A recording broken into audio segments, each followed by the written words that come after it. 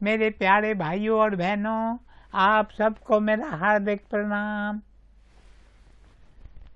हमारे जीवन के कितने सारे वर्ष बीत गए हैं, बाकी कितने दिन जीवन के शेष रह गए हैं, इसके बारे में कौन कुछ कह सकता है।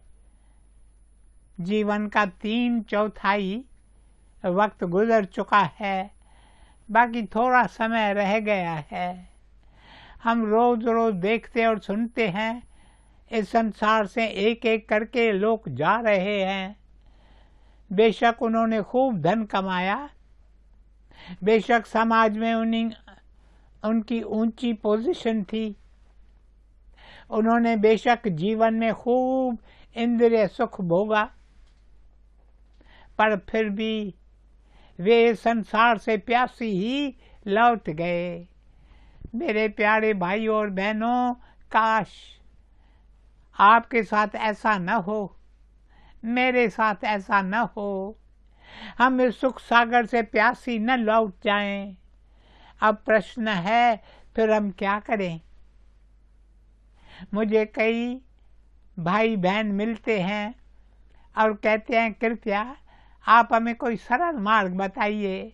हम कलयुग में रहते हैं, हमें कितनी सारी चिंताओं ने घेर रखा है, हमें कितना काम करना पड़ता है, हमें अपने कर्तव्यों का पालन करना पड़ता है, इसलिए हमारे पास समय ही नहीं बचता। यदि समय मिलता है तो हमें बहुत सुस्ती होती है।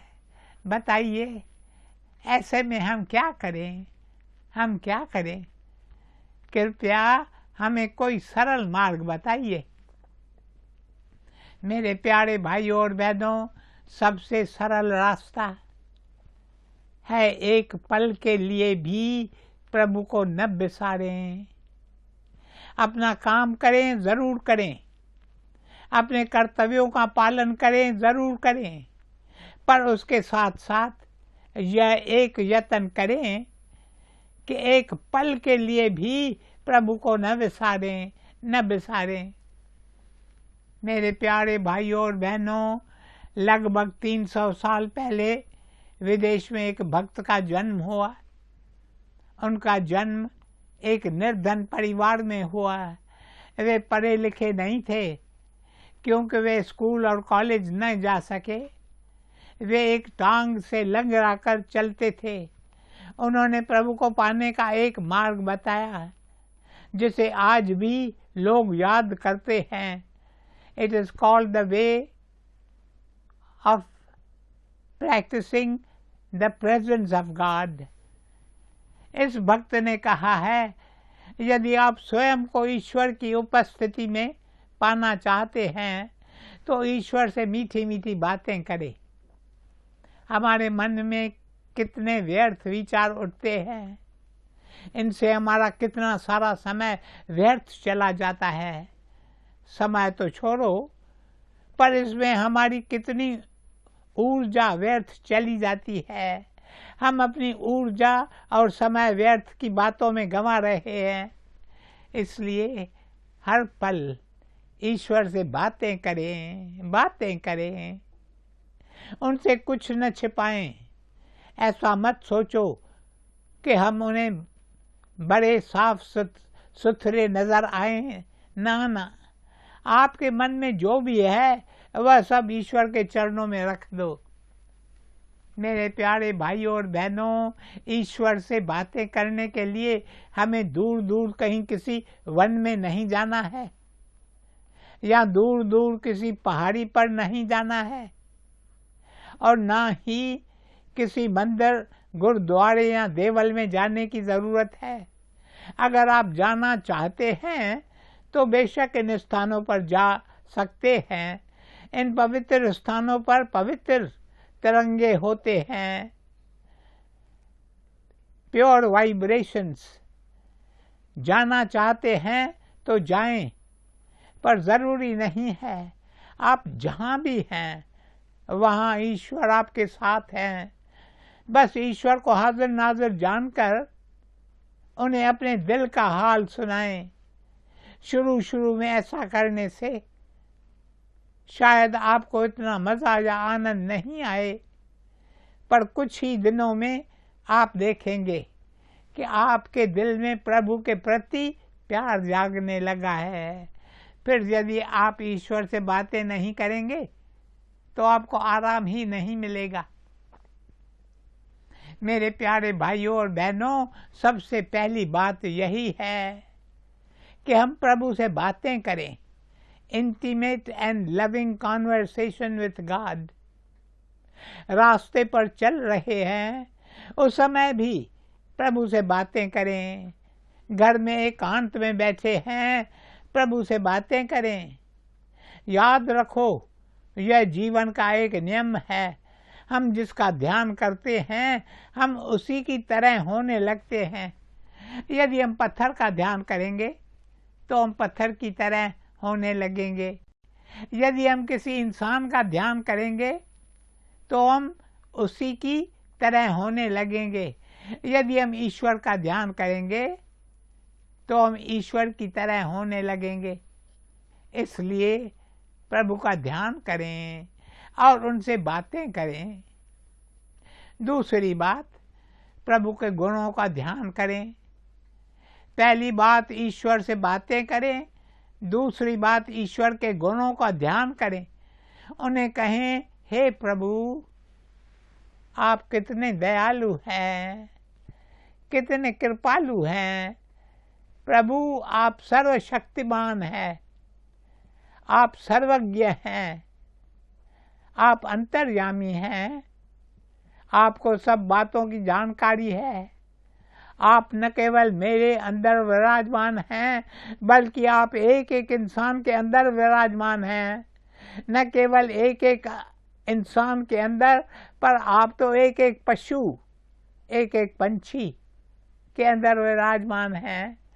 सब प्राणी आप ही का रूप हैं प्रभु जी। इसलिए मैं सबके आगे नमन करता हूँ और उनका आशीर्वाद पाऊंगा।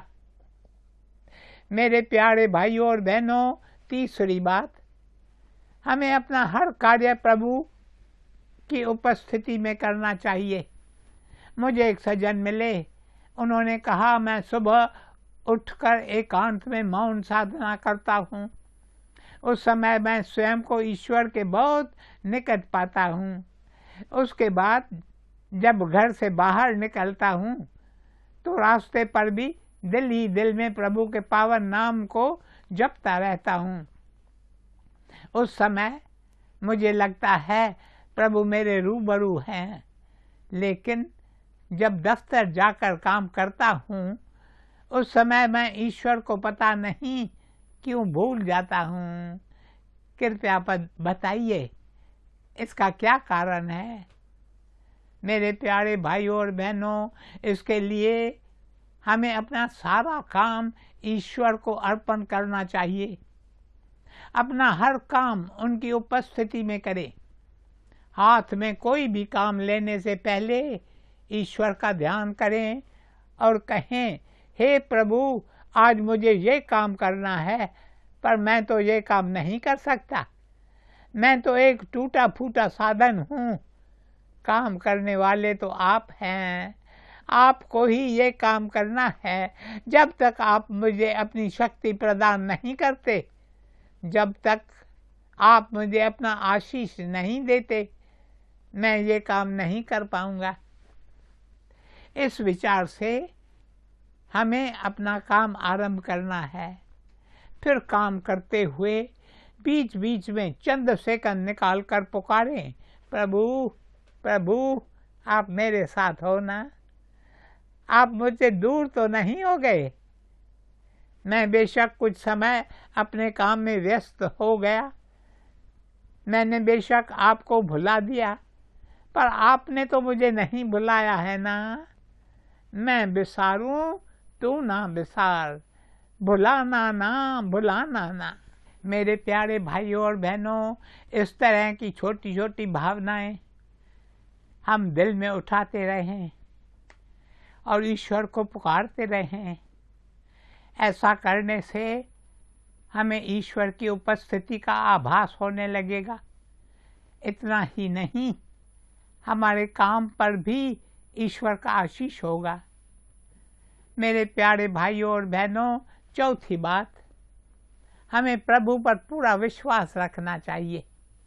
हमारे जीवन में कई ऐसी बातें होती हैं जिन्हें हम समझ नहीं पाते, लेकिन हमें इस बात का पूरा पूरा विश्वास होना चाहिए कि जो कुछ हो रहा है वह प्रभु की इच्छा से, उनकी आज्ञा से हो रहा है, और प्रभु हमसे बहुत प्यार करते हैं। सांसारिक माता पिता अपने बच्चे से प्यार करते हैं, पर उससे हजारों लाखों गुना अधिक प्रभु हम में से एक एक से प्यार करते हैं।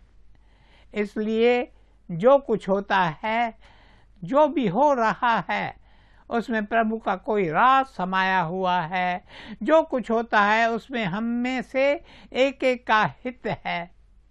बेशक हमारा मन हमसे कहता है इससे हमारा क्या भला होगा, पर भला है। इसका भान भी केवल ईश्वर को है। हमें सिर्फ इतना विश्वास होना चाहिए कि वे हमसे प्यार करते हैं। Infinite is his love for each one of us.